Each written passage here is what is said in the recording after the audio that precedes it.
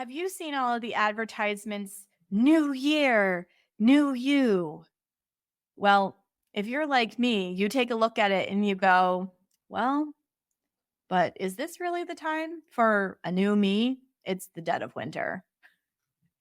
Join me this week as I take a look at why New Year, New You might not resonate with you, and New Year, Slower You might feel far more in alignment. Hi, I'm Adrienne Irizarry. I'm an Eastern medicine practitioner who is passionate about women's health and helping women live their best lives. My goal is to put you in the driver's seat of your health, offering period solutions for a symptom-free life. Statements made in this program are for educational purposes only and not intended as a substitution for medical consultation or advice. We do not claim to diagnose, treat, or cure any diseases. This podcast is inclusive and welcomes all gender identities. The focus of the program is on biological function, and we will use the term women throughout, but it is referencing physiological and social challenges for biology, not identity. Come as you are, I am happy you're here and welcome all performances of identity. I hope you find something helpful in this show.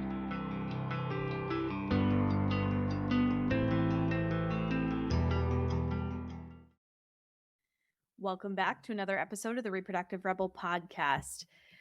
Happy New Year, everyone.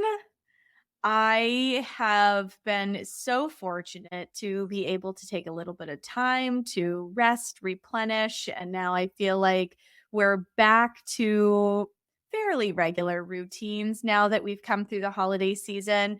And in this week's episode, I want to take a look at what normal looks like in the modern world versus what normal looks like in this season of the year. So we have this whole new year, new you kind of marketing, right? You see tons of like gyms that advertise that, now's the time to turn out your best self and, all of that kind of fluff because they are trying to help support people with their New Year's resolutions. Well, let's actually take a step back and look at history a little bit. The new year didn't used to begin until the sign of Aries. So, if you know anything about astrology, the sign of Aries starts in March. And if you look at the Chinese calendar, that actually is very close because Chinese New Year is the new moon in February. Okay, that's where you get the very first tendrils, if you will, of that bursting forth energy that comes in the springtime that heralds in plants and flowers budding and flourishing.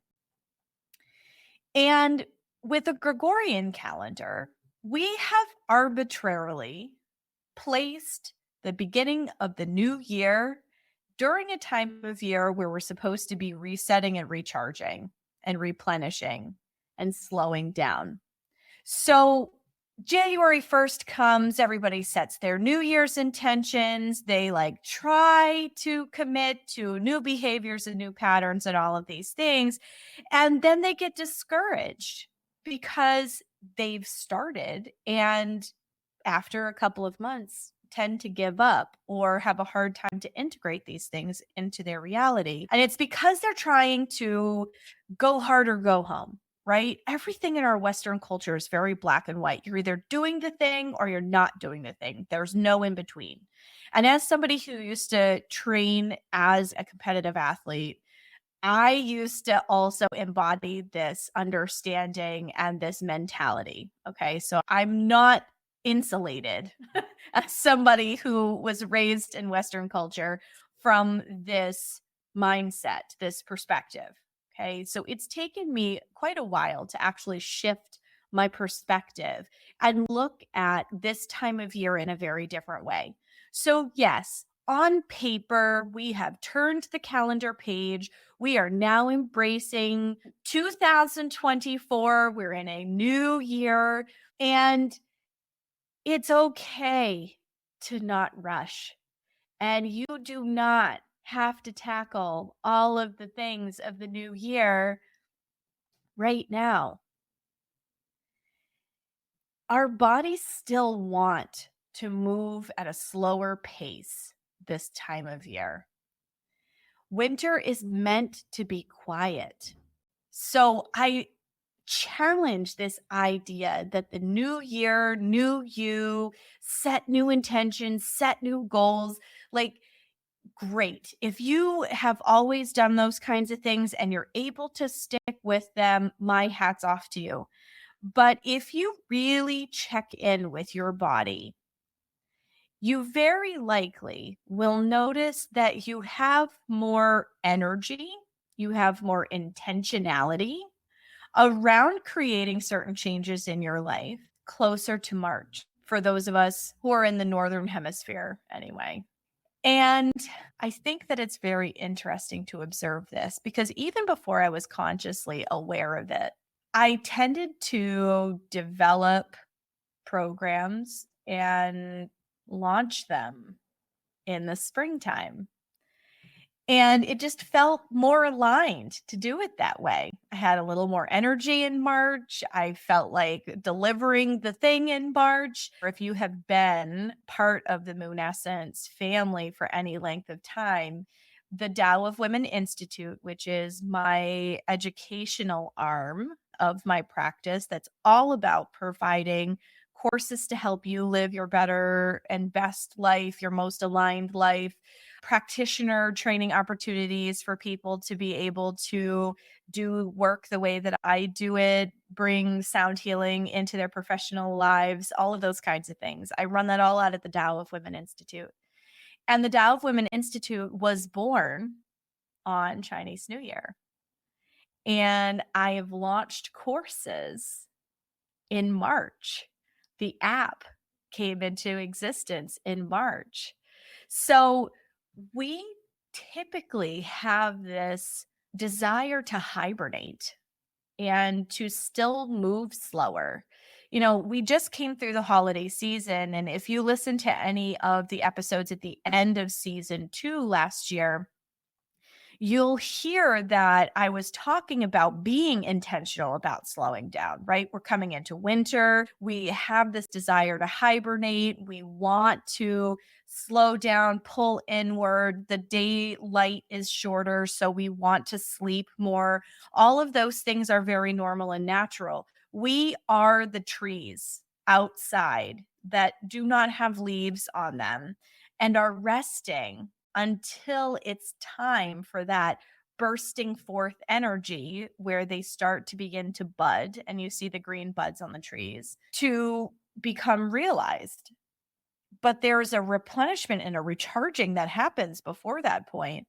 So I've always found it very interesting. And I get a kick out of all of this new year, do this, new year, take action on that. Action is a very yang energy. They want you to push into motion at the beginning of this arbitrary calendar page change, which goes against what feels naturally aligned inside of your body. We have all of these holidays that hit us during a time period where we want to go to bed at 9 o'clock at night and we want to sleep until the sun comes up in the morning, which when we're in the shortest days of the year means that we're getting a lot more sleep than we are during the brightest days of the year with the shortest amount of darkness, right? Our bodies naturally lean into these energies. So now that you've turned this calendar page, I want you to really think, what do you want out of this year? Maybe it is getting that gym membership and going to the gym, right? Okay. If that is the case, you do you. And I fully support you in doing that because movement is good for you. Moving your chi and getting your chi flowing regularly is good for you, but nothing to an extreme is good for you. Okay. And particularly for those of you who are 35 and older who are listening to this program, how you spend your chi is going to be a big factor in how perimenopause and that whole journey shows up for you. So let's reframe what that new year, new you looks like. Okay, maybe this isn't a launching you into action.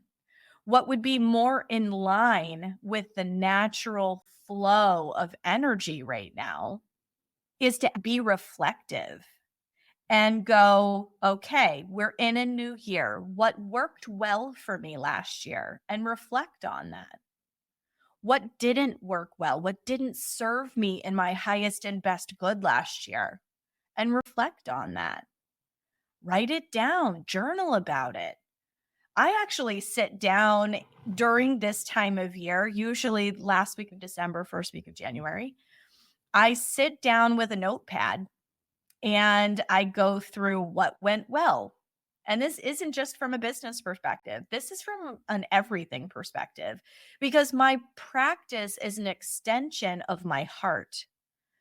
I started practicing because I wanted to help people. I wanted to help people feel better. I wanted people to not feel disempowered and gaslit by a system that wasn't serving them. I wanted to help people feel like they could make informed and empowered choices that felt aligned in their body and they could make the best decisions for them. So, yes, my practice and how my practice is working is a part of that. But this is also things like, did I play enough? Because we tend to have this nasty little theme in our culture that we live to work instead of work to live. And we live in our jobs and we work way too many hours and we are a slave to our computer or notifications on our phone. We are reachable because of technology at all flippin' hours, right? And if any of you really check in with that, it doesn't feel good in the long term to be that plugged in all the time. So part of your new year, new you, reflect on what feels good in your body. Does it feel good to play? Does it feel good to travel? Does it feel good to do craft projects? Did you do enough of those last year? Do you feel like you're missing something that brings your soul joy? Let's make a plan to happen this year. Make it happen this year. I know that one of the things that I've been thinking about a lot is creating balance between doing what I need to as a small business owner, which for any of you who are small business owners, I'm sure you're nodding and going, yes, you do far more than just the outward facing job, right? So yes, I see clients for a certain amount of time every day. This is actually something that I feel like my family struggles with as well, is that they see me in calls or in appointments with patients and they think that that's the only thing that I do. And they don't see all of the back end, all of the annual reports I have to file with the state or, financial stuff that I have to do or, system stuff that I have to do. Like there are so many little things that you do as a small business owner. And when you're a solo person and you don't have any support, that load can feel incredibly huge some days. Now, I am thanking my lucky stars. And one of the things that I reflected upon in my distillation, if you will, of my 2023 year is I am so incredibly grateful that I have finally had a little bit of administrative support. I have not had that all of the years I've been in practice. And this is the first year that I've been able to pretty consistently call upon an incredible human being and say, hey, can you help me with this? And being able to do that level of delegation has literally changed everything for me. It's given me the space to be more creative and to find things that you guys are asking for that I can deliver to you. It helps me help you in a more meaningful way because my brain isn't full of some of those, like, put peg in round hole kinds of challenges. I'm able to actually think like, okay, what kinds of things are going to serve in their highest and best good for this community? She's given me the ability and the space in my brain to be able to do all of that, which helps me help you. It helps enrich your experience working with me and interacting with all of the services in my practice.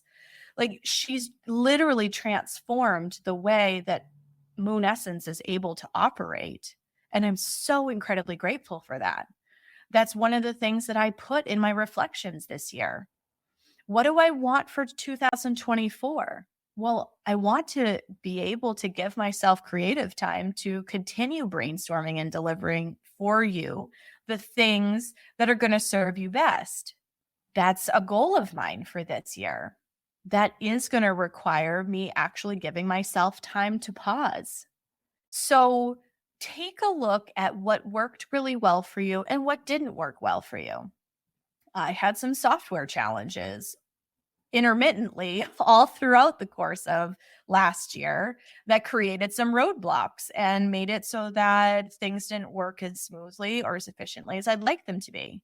By the end of the calendar year, I had them pretty much all ironed out. So 2024 should have more ease. Those are from a business perspective. Personally, I want to travel more. I want to live in my life more. And it's really easy when you have a mortgage and kids and a partridge in a pear tree, right? To be focused on, I need to make the money, I need to do the thing, I need to do this task I have to do, right? And we become so task focused, we forget to actually be embodied and live in our life in a way that feels good to us. So in your new year, see how you can slow down. Now, slowing down doesn't mean you need to be a couch potato and a sloth. Slowing down could be going for a hike. Slowing down could be going to a paint night. It could be all kinds of things. What kinds of events, tasks, projects bring your heart joy?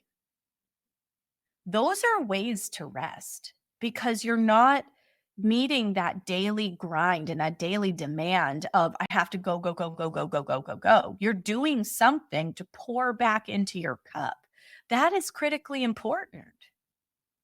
One of the ways I pour back into my cup is I give myself the first hour of every day to slowly integrate into my day.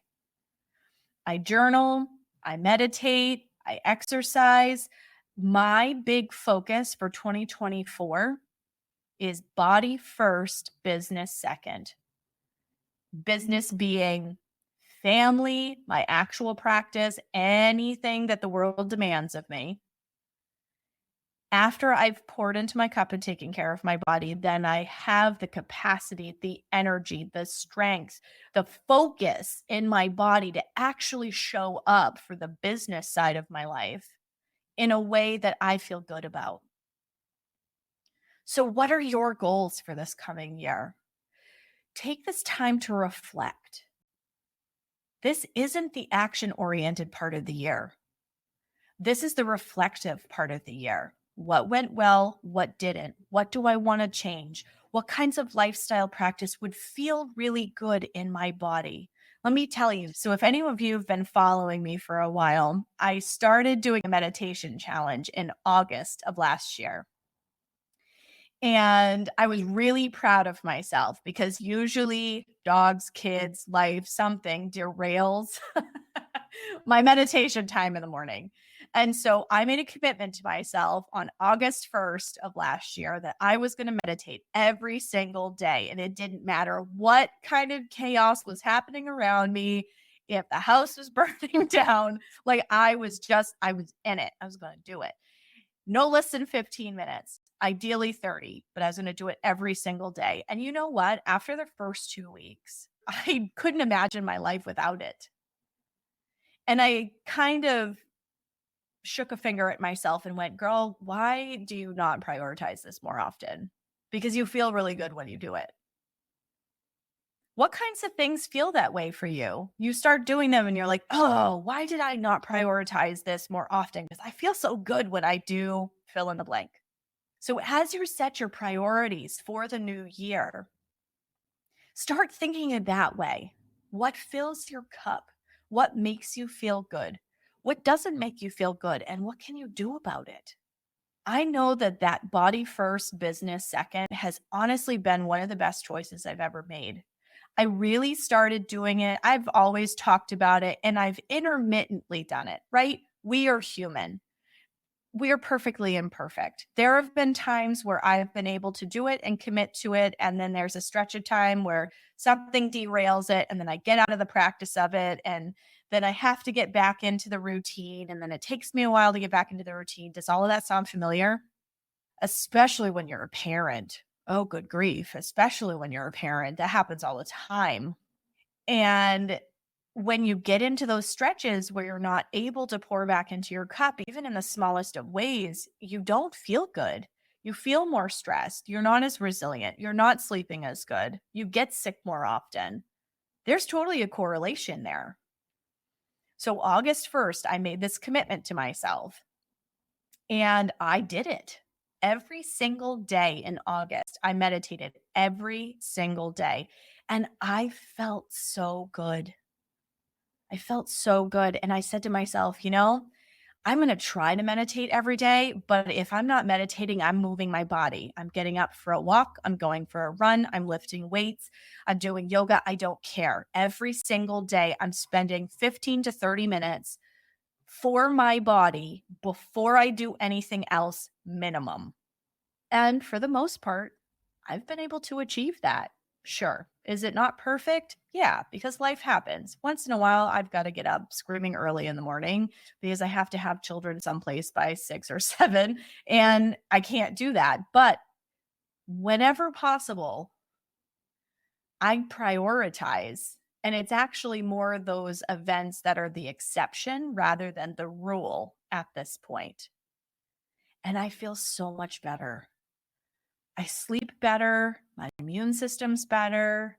As a celiac person, my digestion is better. Stress is such a monster, folks. It creates so much health disruption in our system.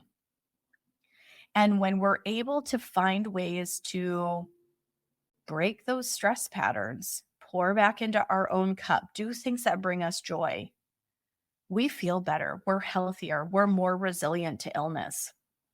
We are not robots. We're not even organic robots. We are human beings. Our emotions are important. Our creative energy is important. So body first, business second. That's my mantra. And it has been the best few months.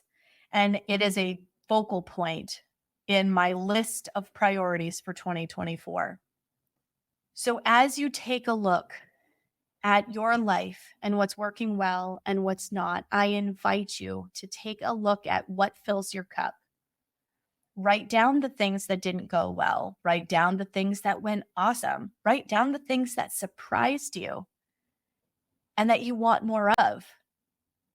Write down the experiences that you want to have and see how you might be able to make them happen on a regular basis. I've prioritized vacation. I didn't used to do that. I was a very Western-minded person. I did not used to prioritize vacation, and I went through a stretch very early on in my life where I went years before I had one. That's not healthy. So figure out what you want to do that's going to fill your cup for this year and see how you can make 2024 your best year yet. So that once you have this, what went well, what didn't go well, what do I want to seize the moment for this year? Then as the energy starts to increase and you can feel that quickening in your body as we start heading towards spring and that energy begins to pick up, you already have a game plan in place. Maybe you're already slowly starting to integrate some of these things in, but it's not a perfect system yet because it hasn't become part of a routine.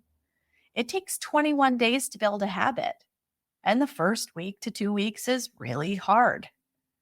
So don't shame yourself for a lack of perfection.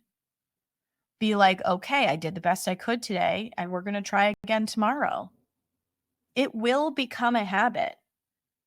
You can make anything a habit as long as you're consistent and as long as you give yourself grace when you have moments that you're not showing up the way that you want to.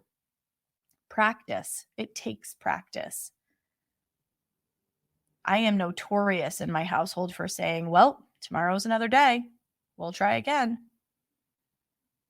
So, what do you want your new year to be? Do the reflective stuff while you're in the energy that is aligned for that reflective stuff. And then as the energy begins to quicken and we head into that spring season, start putting all that stuff into action, because Aries is the beginning of the zodiac calendar, man. That bold, forward-moving energy is where we start putting things into practice and we start putting things into real meaningful play. And when you do that and you do it that way, you're going to find that it's going to take less effort to move you in the direction you want to go in, because you're swimming with the current instead of against it, like you are when you try to put things into practice in January. I really think that that is a big reason why people have a hard time. And I keep coming back to the gym, right? Because that's probably like one of the biggest things that most people can go, oh yeah, I've seen this whole new year, new you, come back to the gym kind of commitment, right? Like I ate a little too much of the wrong things over the holiday. I'm going to get back to my gym routine, right? But I really think this is why people start to fall off the wagon by March, because they've been trying to push against natural energy.